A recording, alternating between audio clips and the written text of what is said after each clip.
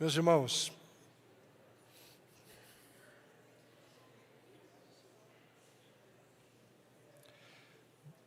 o texto que nós vamos usar como base para a minha palavra hoje, sobre novo nascimento, é o texto mais conhecido sobre esse tema, que é João capítulo 3.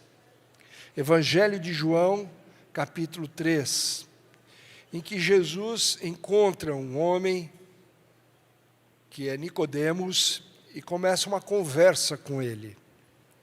João capítulo 3.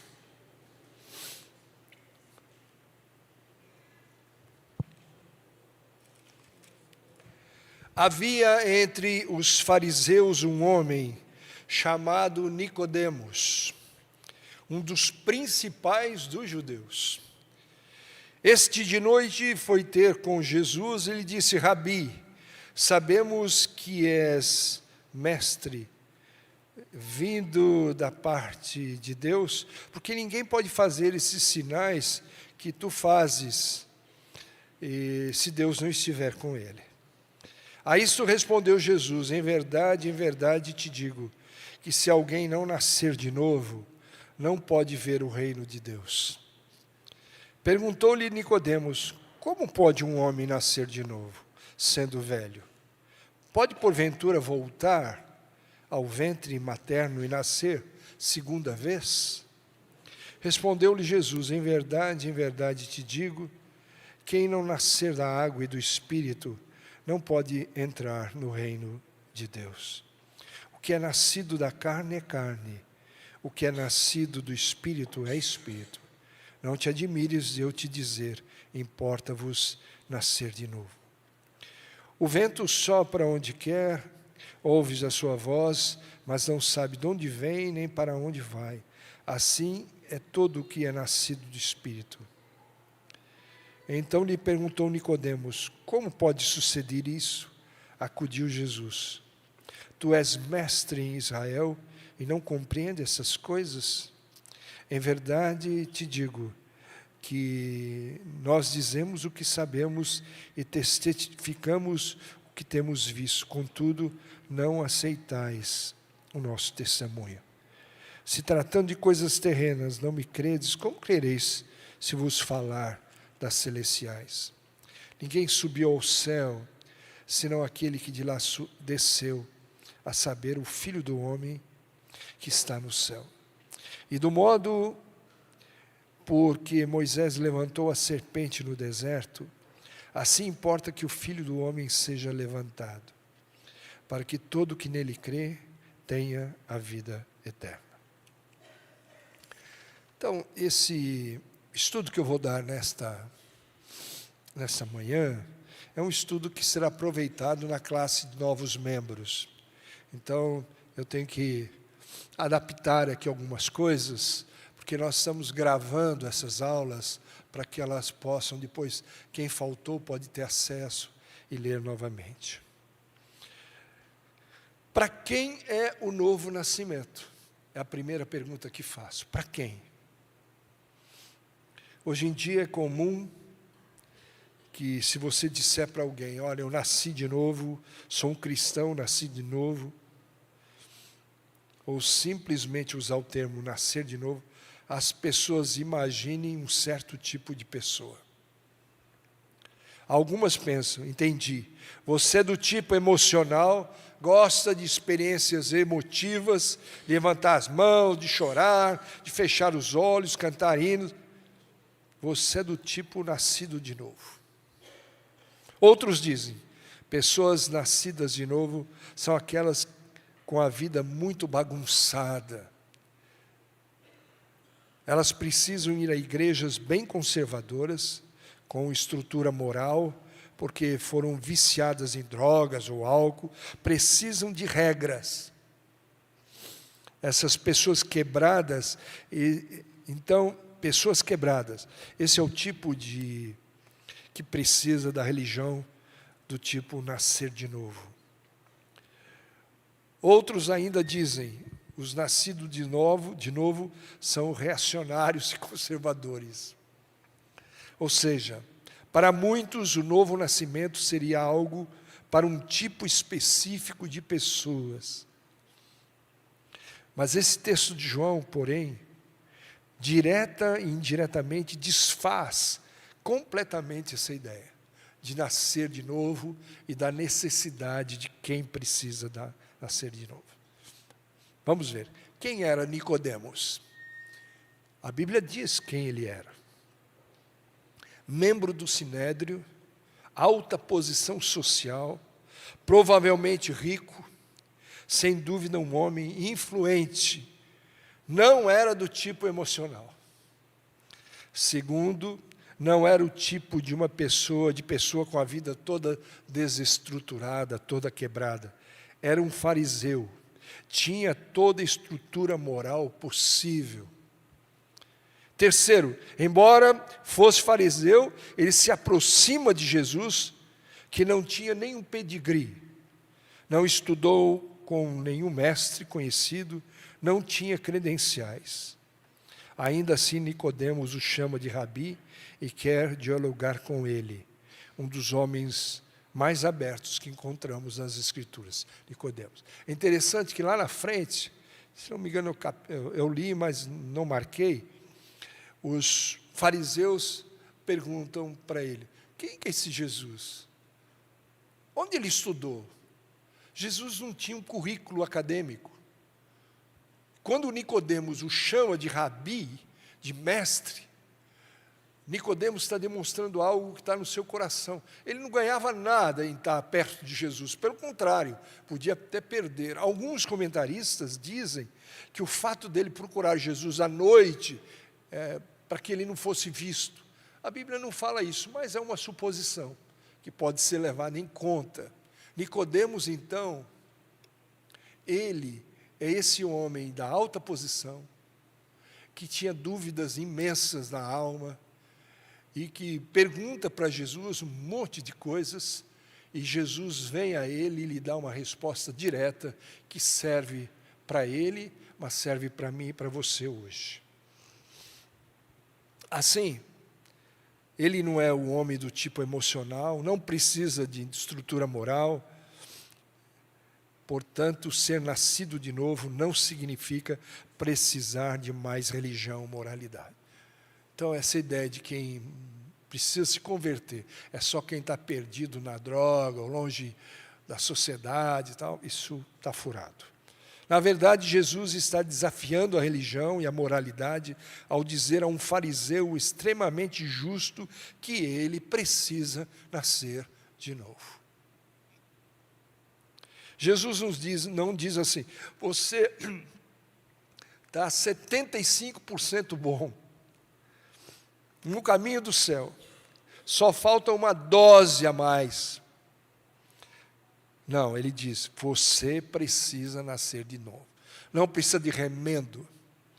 Quando o profeta desce na casa do oleiro e o vaso se desfaz na mão dele, ele não remenda, ele amassa e faz de novo. Deus faz assim comigo e com você. É tudo novo, não tem remendo. Nada do que você fez conta pode valer para o novo nascimento. Isso não é um chamado para ter uma estrutura moral, é um desafio à estrutura moral. E a boa notícia, não importa o quão estruturado você seja, você precisa nascer de novo. Então, quando tem conversões de pessoas, não fique preocupado, não, quem tem que se converter, quem tem que nascer de novo, eu estou insistindo nisso. Eu fulano de tal, vivia longe, pintava e bordava, mas agora ele está convertido. Não importa o quão quebrado você seja, você pode nascer de novo também. Jesus diz, ninguém pode ver o reino de Deus se não nascer de novo. Então, o que eu quero dizer para você hoje aqui, é que se você não nascer de novo, Jesus disse, você não vai para o céu. Então veja como o assunto é importante. Você pode vir à igreja, pode contribuir, pode cantar, pode acontecer. Mas se você não nascer de novo, você não entra no céu. Então, o novo nascimento é para todos. Não há salvação sem o novo nascimento. Portanto, se quisermos entender o que o novo nascimento faz, o que ele realiza, vamos manter essa metáfora. O novo nascimento nos dá uma nova sensibilidade e uma nova identidade. Muda. Coisas que você amava, você renuncia. Coisa que você desprezava, você passa a amar. Muda, e muda por dentro. Não é mudança por fora. O novo nascimento, então, nos dá uma nova sensibilidade. Todos os seres vivos têm capacidade para perceber o ambiente ao redor. Mesmo o organismo mais simples consegue captar algo do seu entorno. Um bebê, ao nascer, imediatamente entra em um mundo repleto de sensações. É como se enxergasse e ouvisse pela primeira vez. Os grandes teólogos, ao longo do século, observam que, ao cruzar da morte para a vida, nascer de novo, significa que realidades espirituais que antes eram invisíveis, inaudíveis, passam a ser percebidas. Você ganha um novo sentido espiritual. É por isso que o homem sem Deus lê a Bíblia e não entende nada.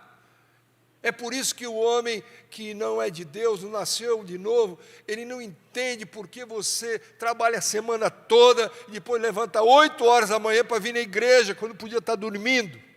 Eles não entendem isso aí. E não na praia.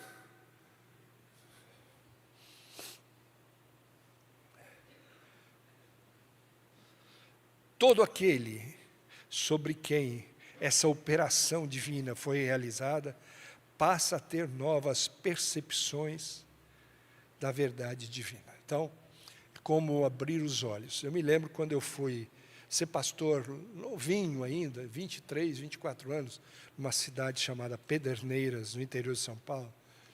E eu falei do evangelho para uma senhora, uma viúva. Ela era casada com um ex-policial que morreu.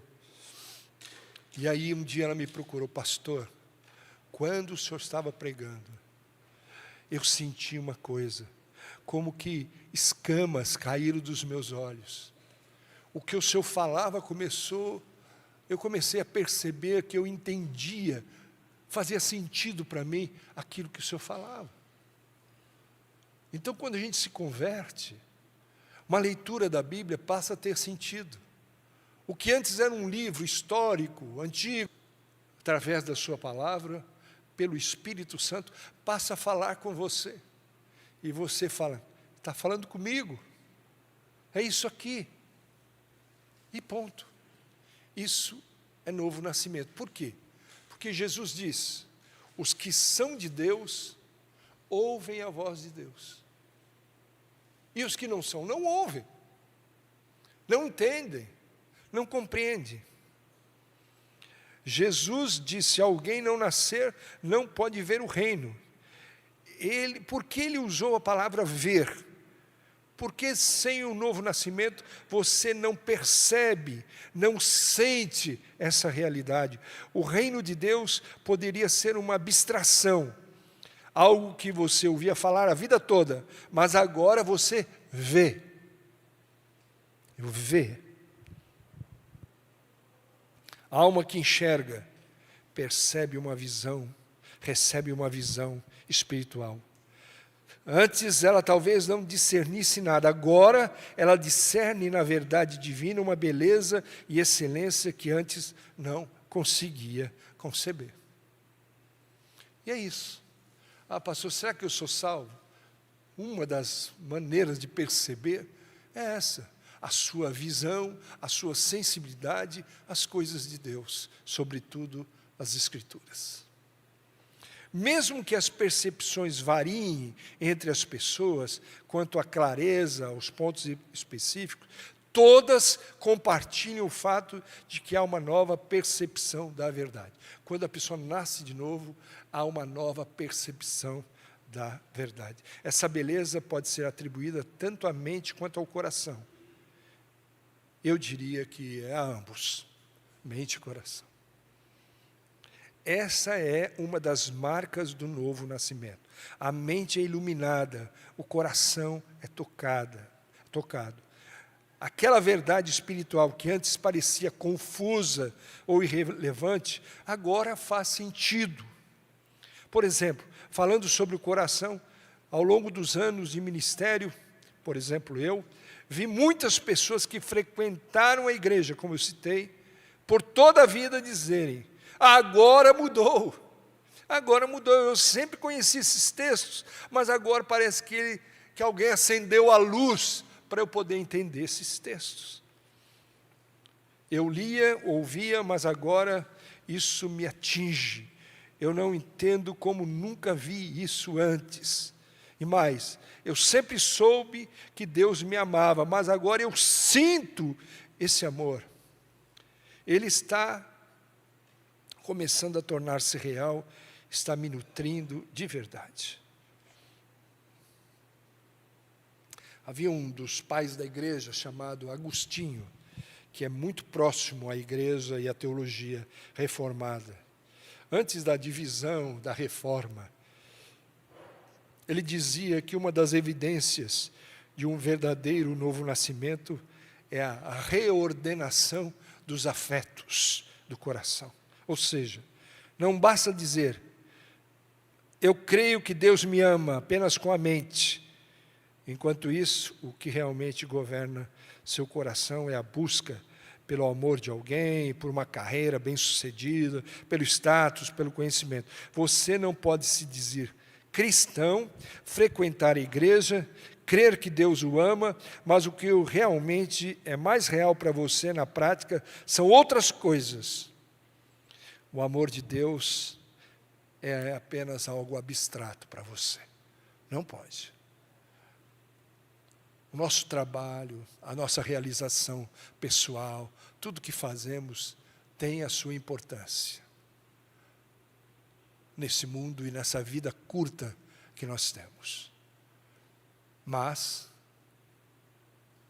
o mais importante é a sua vida eterna. Então, o trabalho que você tem, as realizações, elas têm que trabalhar para que você possa ser um cristão mais atuante, mais abençoado e abençoador. Deus pode levantar uma pedra para fazer o que você faz hoje, em termos profissionais. Mas você é filho. Ele tem um projeto para a sua vida. Um projeto importante. Esses dias a Miriam está em Paranaguá, lá cuidando do Felipe, que tem 15 dias. E eu tenho ficado muito sozinho. Aí a gente percebe algumas verdades. E uma das coisas que eu tenho ficado preocupado é o tempo que está passando.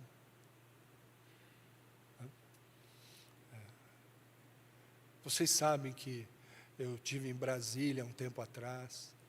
Eu recebi 2 comunicados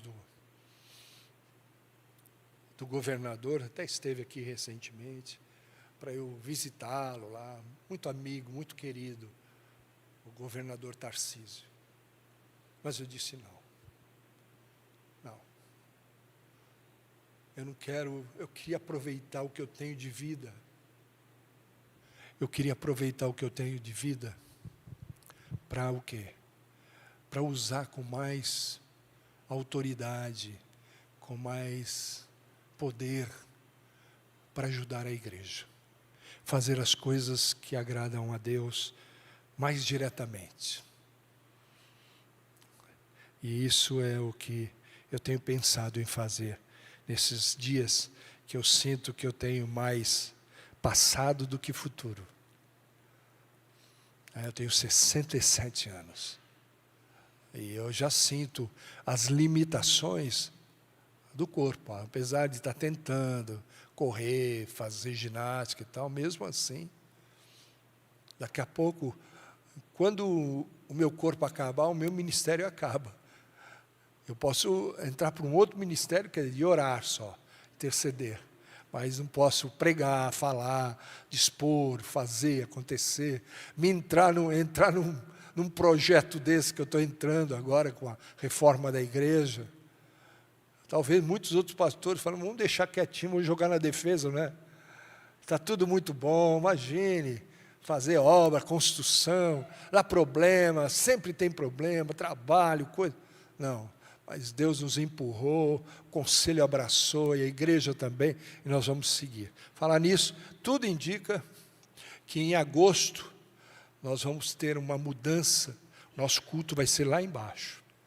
Então nós vamos terminar a obra lá, e aí vai começar a obra aqui em cima. Tá certo? Para você deixar para os seus filhos e netos um legado, uma igreja maior. Vamos derrubar essa parede aqui, derrubar aquela sala ali, ó, que tem aquilo. Vamos derrubar tudo. E vamos fazer a igreja maior. Mas o assunto é outro, vamos voltar. Então,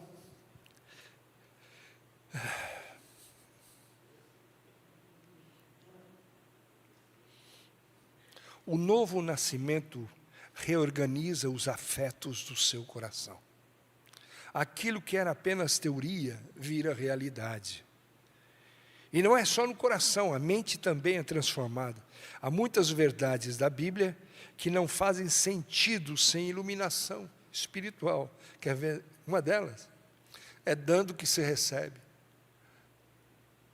Isso, a matemática diz que não é assim. Quanto mais dá, você recebe. É contra a lógica. Assim.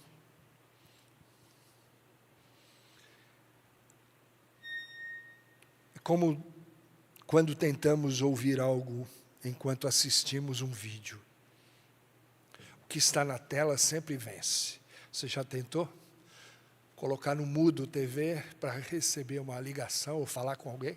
Se for com a sua mulher, então, pior ainda. Ela vai falar, o que você está assistindo? A mulher adivinha. Você está vendo alguma coisa? Porque ela percebe que a nossa atenção não é totalmente. Assim também acontece. Suas carreiras, seu desejo, essas coisas estão em vídeo. Deus está só em áudio. Mas quando o novo nascimento acontece, Deus também aparece em vídeo. Ele se torna mais real para você do que qualquer outra coisa. O novo nascimento, portanto, repito pela terceira vez, reorganiza os nossos afetos. Assim, o novo nascimento, além de reorganizar coisas internas, ele nos dá uma nova identidade. Jesus usa apenas metáforas impessoais como semente. Ele diz que o novo nascimento é como o nascimento de um bebê. E os bebês nascem em famílias. Se você está lendo João 3, já leu 1, diz assim, a todos quantos o receberam, deu-lhes o poder de serem feitos filhos de Deus, a saber, aos que creem no seu nome, os quais não nasceram do sangue, nem da vontade da carne, nem da vontade do homem, mas de Deus. Esse texto para mim é muito especial, que mostra de uma maneira muito clara que a salvação, ela não depende de mim, nem de vontade de ninguém, mas de Deus. A salvação não depende da vontade do homem. Não foi eu que tive vontade de me salvar.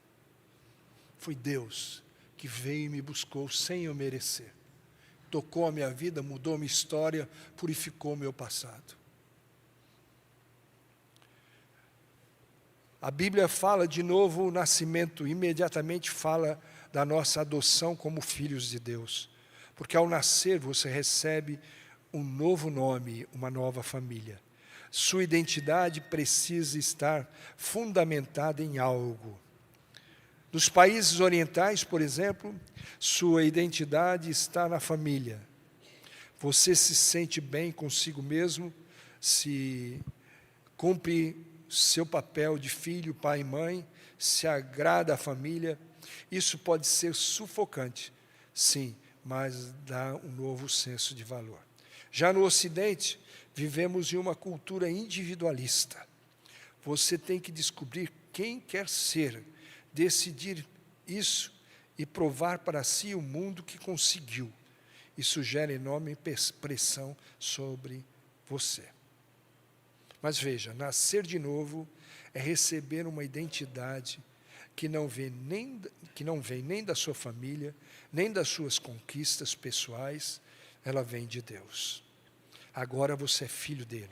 Seu valor, sua aceitação, seu nome e destino estão enraizados nele. Você precisa nascer de novo, a nova identidade e a nova vida em Cristo. Você não nasce de descendência natural ou da decisão humana. Tenho certeza de que não é coincidência que essas duas coisas mencionadas ali sejam identidades ocidentais e não ocidentais. Mas você percebe o que isso quer dizer. Recebe os direitos de filho e significa que você está mais no espectro das identidades humanas. Você está fora desse espectro. Sua identidade é recebida, não conquistada. Ela está enraizada no amor de Deus por você e no fato de que Deus agora é seu Pai, não apenas seu chefe, não apenas seu rei, mas seu Pai, e o amor dele por você carrega uma incondicionalidade. Isso é radicalmente diferente de qualquer outro tipo de identidade. Todas as identidades anteriores eram baseadas em desempenho. E isso deixa você vulnerável às oscilações da vida, altos e baixos, bênçãos, traumas. Mas finalmente você encontra descanso em ser um filho de Deus. Ser cristão não é simplesmente renunciar a si mesmo, nem apenas um caminho para a autoestima. É transformação. Você perde a si mesmo para encontrar quem você realmente é. Não se encontra a si mesmo buscando a si mesmo. Você encontra a si mesmo ao se perder em Cristo. E o novo nascimento, como acontece? Até agora estamos falando de um novo nascimento que é muito próximo ao que nós chamamos de conversão. Mas há uma distinção importante. A regeneração é obra de Deus. O arrependimento e a fé salvadora também são presentes de Deus. E cremos que Deus quem abre os olhos, é Ele que dá vida. No entanto, a Bíblia diz que temos que receber. Mas a todos quantos o receberam, a todos quantos o receberam, deu-lhes o poder de serem feitos filhos de Deus. Ninguém pode ver o reino de Deus se não nascer de novo. Isso significa que para o Evangelho fazer sentido para você, algo precisa ter acontecido dentro de você. Você pode pensar que o arrependimento e fé são apenas dizer, me desculpe pelos meus pecados. E que fé é dizer, acredito que Jesus morreu por mim. Mas olhe mais de perto, Jesus usa uma imagem fascinante, no verso 14. Assim como Moisés levantou a serpente no deserto, assim também o Filho do Homem deve ser levantado, para que todo que nele crer tenha vida eterna. O livro de Números conta uma passagem que o povo pecou e Deus enviou serpentes venenosas. As pessoas estavam morrendo e a serpente simbolizava o veneno do pecado que já existia na sua alma.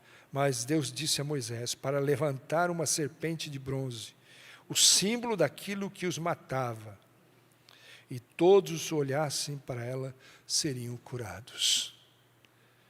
Eles não precisavam tocar, nem fazer esforço, apenas olhar. Isso é o arrependimento e fé, olhar. Reconhecer que você não pode salvar a si mesmo, olhar para Cristo crucificado. Spurgeon, contou que quando era adolescente estava desesperado por salvação. Um dia, durante uma nevasca, entrou numa pequena igreja metodista. O pregador leu Isaías 45, 22. Olhai para mim e sede salvos, vós todos os confins da terra.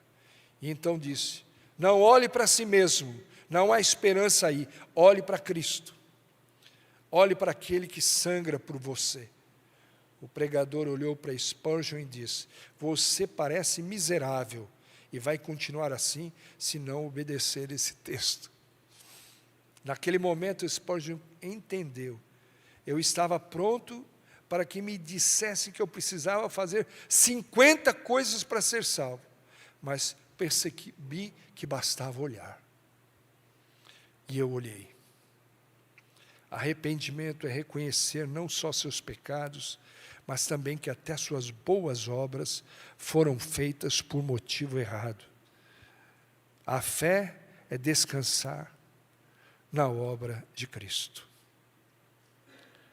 Assim, meus irmãos, caminhando aqui para o final, o novo nascimento envolve dor, mas não sua dor. Um bebê não se dá à luz a si mesmo. Ele não faz esforço, mas alguém faz esforço por ele. Alguém sofre por ele. Jesus diz em João 16, a mulher sente dores porque chegou a sua hora, mas depois que o bebê nasce, ela se esquece da dor por causa da alegria de que nasceu um ser humano ao mundo. No Evangelho de João, ora, sempre se refere à morte de Cristo. Ele está dizendo, vocês nascerão de novo por meio da minha dor, do meu sofrimento.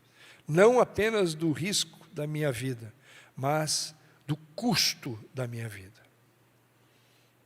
Como saber que você nasceu de novo? A evidência é uma vida transformada. Em João 19, agora lá no fim da Bíblia, lá no fim do Evangelho, Nicodemos reaparece. Ele e José de Arimateia pedem o corpo de Jesus e o preparam para o sepultamento. Isso era tarefa de escravos e mulheres, mas eles mesmos do Sinédrio agora são humildes e corajosos. Quem pensa que é salvo por obras, ou é ousado e orgulhoso, ou é humilde e desesperado. Mas quem é salvo pela graça, é humilde e ousado ao mesmo tempo. A graça te leva ao pó e te eleva aos céus. Isso muda tudo.